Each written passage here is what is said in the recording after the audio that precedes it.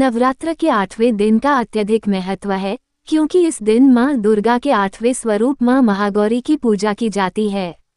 माँ महागौरी का स्वरूप अत्यंत सौम्य और श्वेत वर्ण का होता है। उनकी तुलना शंख, चंद्रमा और कुंद के फूल से की जाती है। उनकी 4 भुजाएं हैं, जिनमें वे त्रिशूल, डमरू धारण करती हैं और एक हाथ में अभय मुद्रा और दूसरे हाथ में वरद मुद्रा होती है। माँ महागौरी श्वेत वस्त्र धारण करती हैं और वृषभ बैल पर सवार होती हैं, इसलिए उन्हें वृषारूढ़ा भी कहा जाता है। माँ महागौरी का स्वरूप और प्रतीक। माँ महागौरी का उज्ज्वल और श्वेत रूप शुद्धता, शांति और समर्पण का प्रतीक है।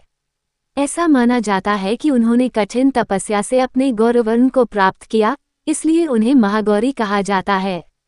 उनका ये स्वरूप भक्तों के पापों का नाश करता है और जीवन में पवित्रता और शांति का संचार करता है।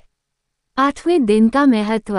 माँ महागौरी की पूजा से जीवन में शांति, सुख और समृद्धि आती है।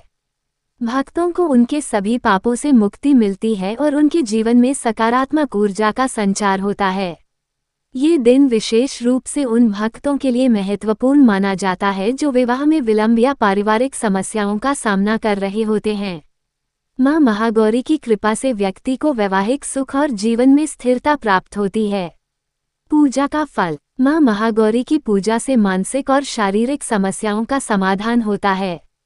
वे अपने भक्तों के जीवन से दुख, कलह और दरिद्रता को समाप्त करती हैं। उनकी कृपा से जीवन में सुख, सौभाग्य और समृद्धि की प्राप्ति होती है। भक्तों को दीर्घायु, स्वास्थ्य और संतोष का आशीर्वाद प्राप्त होता है। कन्या पूजन का महत्व। अष्टमी के दिन का एक और महत्वपूर्ण पहलू कन्या पूजन है।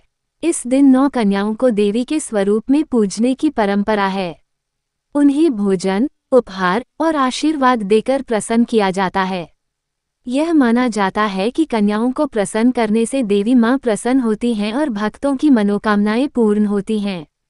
इस दिन माँ महागौरी को नारियल और सफ़ेद मिठाई का भोग विशेष रूप से अर्पित किया जाता है, जिससे देवी का आशीर्वाद प्राप्त होता है और भक्त के जीवन में खुशहाली आती है।